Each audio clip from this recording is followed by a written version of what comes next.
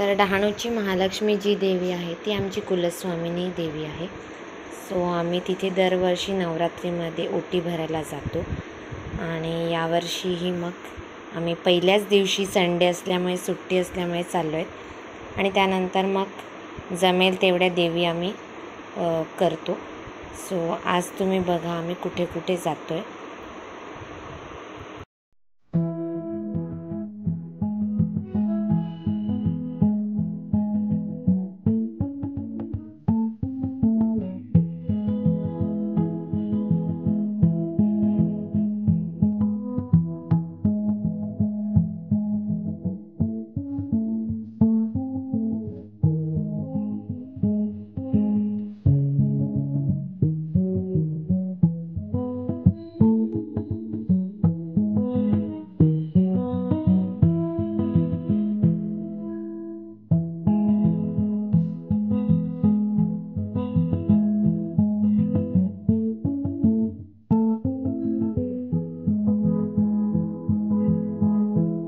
आता जवळजवळ 12 वाजलेले आहेत आणि आता आम्ही लाईनमध्ये एंट्री केलेली आहे.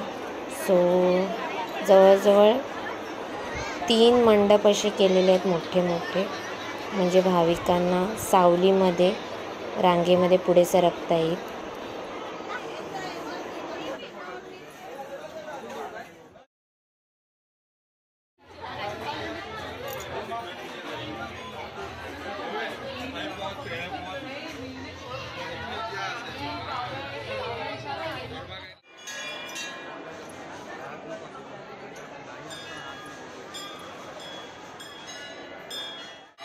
आता महालक्ष्मीचं दर्शन झालेलं आहे.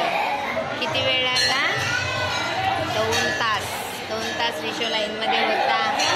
भरपूर पाणी पिलं, काही फॅन्टा पिलं आणि आता प्रसाद खातो. आता आमचं सगळ्यांना देतो प्रसाद. दे सगळ्यांना प्रसाद दे.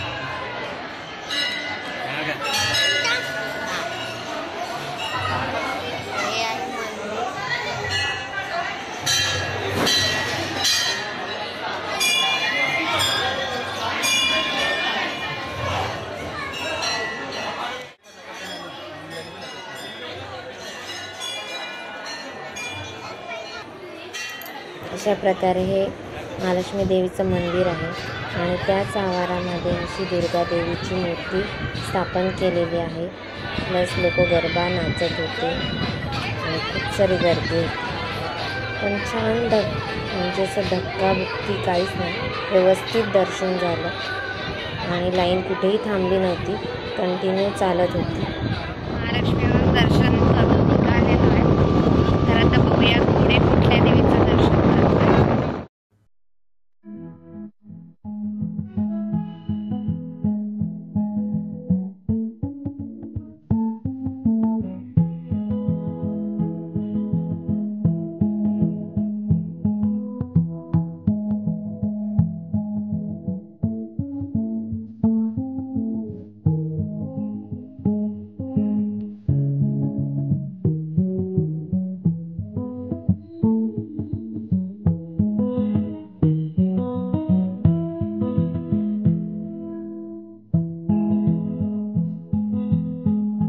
आम्ही सप्तशृंगी माता मंदिर तिथे आलेलो आहोत. तिथेही यावर्षी बऱ्यापैकी हे स्टॉल्स लावलेले आहेत. म्हणजे दरवर्षी खूप कमी 1 ते 2 असं मुलंच घेऊन असतात, पण यावेळेस बरेच असे स्टॉल्स लावलेले आहेत. हळूहळू हे पण डेव्हलप होतं आहे. आणि इथेच जवळ या देवीच्या मंदिराच्या मागे एक नदी पण आहे. सो चला मग आता आपण या देवीचं दर्शन घेऊया.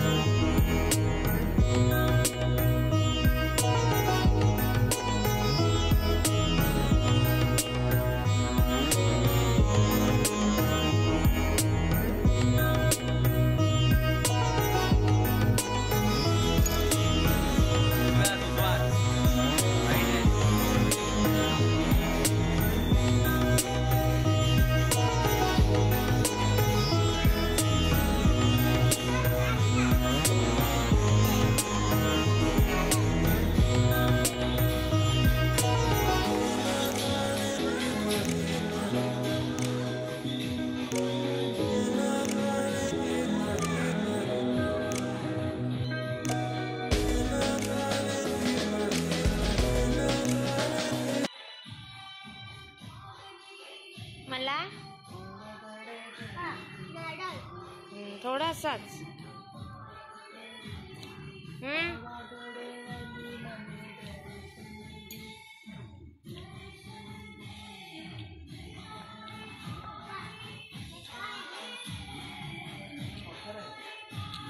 यशो कसा गरबा नाचतो?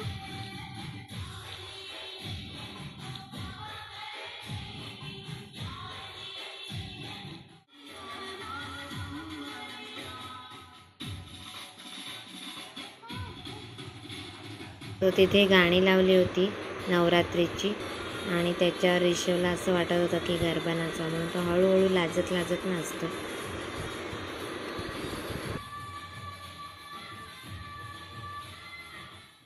सप्तशृंगी मंदिरचं तर आता आम्ही झाले आणि ऋषभ डान्स करत होता ना, गरबा करत होता. म्हणून सोनू गरबा केला ना तू थोडासा.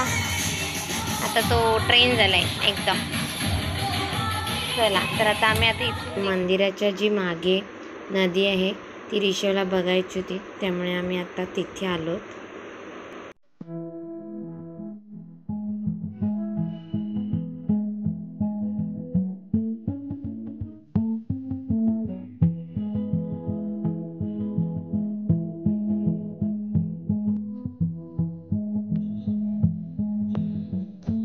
पाहिली का रिव्हर कशी आहे? घेऊन यायचं ना, नेट नाही असं. बाय सना.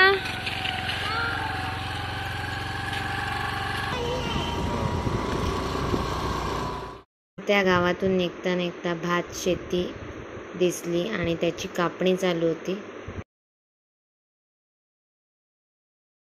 गावामधला जो रस्ता आहे तो खूप खराब आहे, खूप खड्डे आहेत.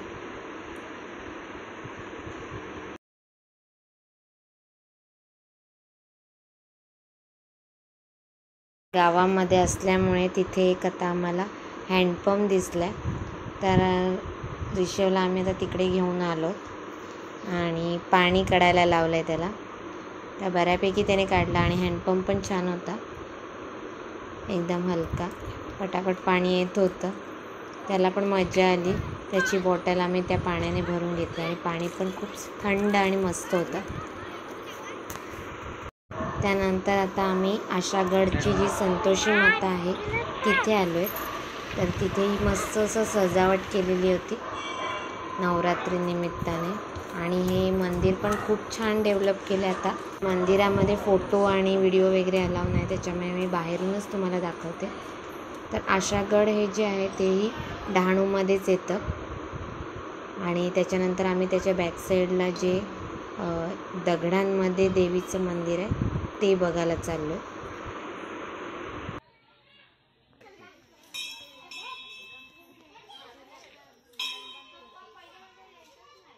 तर हे दगडामध्ये जे आहे तिथे एका वेळेस एकच जातं आणि परत ते एक माणूस रिटर्न आल्यानंतरच दुसरा जातो. मग ऋषभला ते बघायचं होतं, त्यामुळे मग मी ऋषभला घेऊन गेली मध्ये.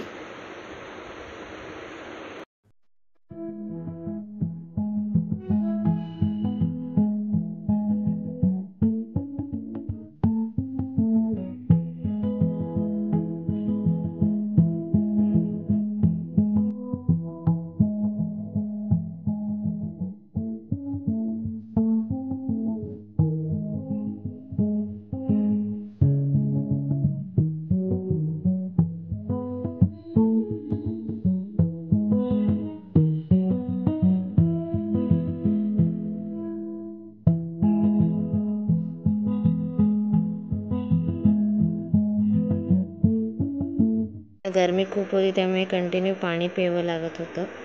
त्यानंतर आम्ही आता इथून गेलो आणि त्यानंतर मग पुढे डहाणू मार्गे चिंचणी गेलो.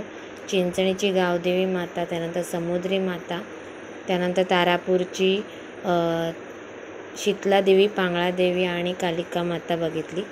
नंतर आम्ही दुर्गा मातेचं जे आमच्या इकडे मंदिर आहे तिथे दर्शन घेतलं आणि अशा प्रकारे आम्ही आमचे 9 देवी दर्शन कंप्लीट केलं.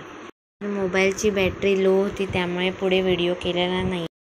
आजचा जो व्लॉग होता तो पाहिल्याबद्दल खूप खूप धन्यवाद. आणि जर तुम्हाला हा नवदेवी दर्शनाचा जर व्हिडिओ आवडला असेल तर प्लीज लाईक करा, जास्तीत जास्त शेअर करा आणि चॅनलवर नवीन असाल तर सबस्क्राईब करा. थँक्यू.